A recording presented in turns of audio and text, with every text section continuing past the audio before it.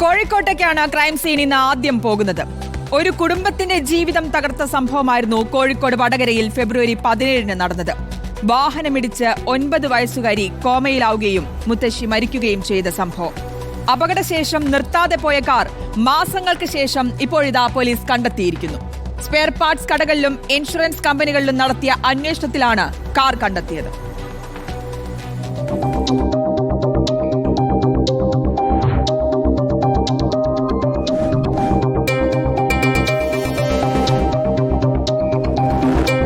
പുറമേരി സ്വദേശി ഷജീൽ എന്നയാളുടെ കാറാണ് അപകടമുണ്ടാക്കിയത്.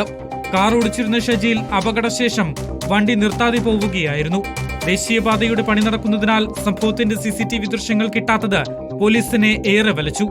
2024 ഫെബ്രുവരി 17 രാത്രി 9 മണിക്കായിരുന്നു വടകര ചേറോട് വെച്ച് 9 വയസ്സുകാരി ദൃശ്യാനയെയും മുത്തശ്ശി ബേബിയെയും കാറിടിച്ചു തെറിപ്പിച്ചത്. ദൃശ്യാനയുടെ അമ്മ സ്മിതയുടെ കൺമുന്നിൽ വെച്ചായിരുന്നു അപകടം. ബേബി സംഭവ സ്ഥലത്ത് വെച്ച് തന്നെ മരിച്ചു. അന്നു മുതൽ ദൃശ്യാന കോമാവസ്ഥയിൽ ചികിത്സയിലാണ്. കുടുംബത്തിനൊപ്പം യാത്ര ചെയ്യവേ അശ്രദ്ധമായി വാഹനമോടിച്ചതാണ് അപകട കാരണമെന്നാണ് പോലീസ് പറയുന്നത്. ആ ആക്സിഡന്റിൽ റോഡ് ക്രോസ് ചെയ്യുന്ന സമയത്ത് ഒരു കാറ് ഇടിച്ചിടുന്ന ഒരു സാഹചര്യം ഉണ്ടായി. ആ ആക്സിഡന്റിന് ശേഷം ബേബി എന്ന സ്ത്രീ മരണപ്പെടുകയും ദൃശ്യാന എന്ന് പറയുന്ന കുട്ടി കഴിഞ്ഞ ഇത്രയും മാസങ്ങളായിട്ട് വളരെ ഗുരുതരാവസ്ഥയിൽ മെഡിക്കൽ കോളേജിൽ ചികിത്സയിലും തുടർന്നു വരുന്നൊരു സാഹചര്യവും. IPC 338-217 APC അതുപോലെ MB ആക്ടിൻ്റെ സെക്ഷൻസ് പ്രകാരവും പോലീസ് കേസെടുത്ത് അന്വേഷണം ആരംഭിച്ചിട്ടുണ്ടായിരുന്നു.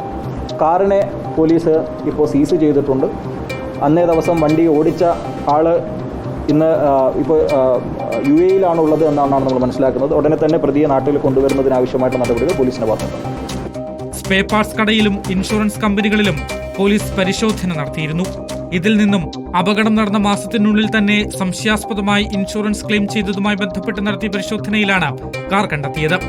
അപകടം നടന്നയുടൻ വിദേശത്തേക്ക് പോയ പ്രതിയെ ഉടൻ നാട്ടിലെത്തിക്കുമെന്ന് പോലീസ് പറഞ്ഞു.